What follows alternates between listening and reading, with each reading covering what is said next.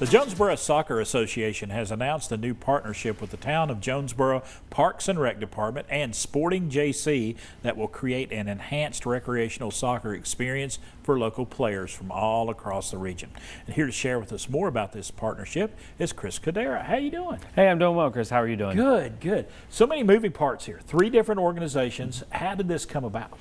It came about through, just conversations and obviously the World Cup being here this year. Absolutely, so yes. Soccer's on our minds, and how could we, come together and create a good experience for players and for parents, but still at the, the same pace of recreational soccer. Right, and these 3 organizations, soccer on different levels. I mean, but bringing them together just makes sense, doesn't it? It does.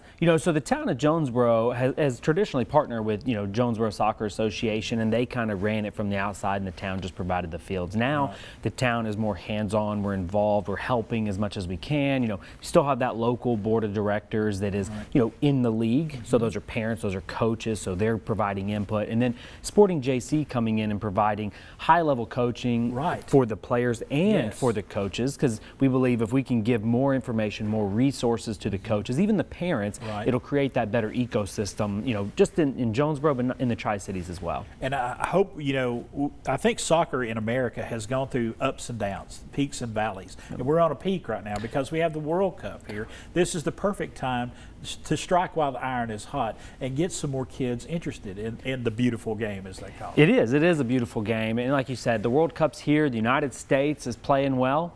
Thursday night at 10 o'clock. It's going to be a late night, but yeah, we'll be late. But the passion's here. So how can we tap into that energy and really try to drive it from the local level? And I saw it coaching high school at David Crockett High School, and see it amongst the region. So how can we keep the kids, get them at a younger age, keep them involved, keep them wanting to play, and give them that quality training without kids and parents having to break the bank to play club.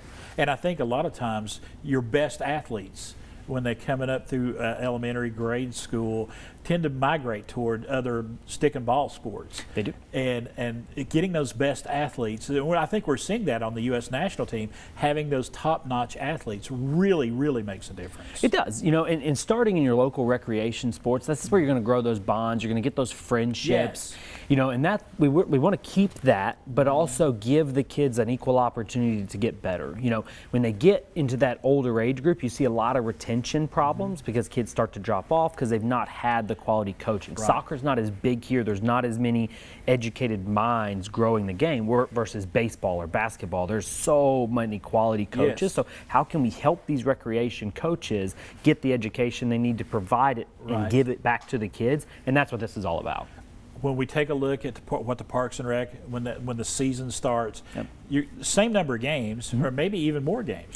Yeah, it is the same number of games. We are going to put the games on Saturdays so we can actually have more practices during the parents in terms of scheduling, because they know on Saturday we have a game versus, it could be a Tuesday, it could be a Thursday. It's hard to juggle. We want kids to be multi-sport athletes. We want them to participate in Little League. We want them to participate in school sports. This is just that other opportunity. So for scheduling purposes, and people have asked, do we have to be at every training session? No, we know things are going to come up. Just be there when you can, be present when you're there, and then just take as much knowledge as you can. And getting that intensive coaching from Sporting JC, that's going to make a difference. It really is. I think you'll start seeing dividends right away. Yeah, and that's what I've tried to tell people, because there's always going to be some scared people. Don't like change. So how and trust me, I don't like change either.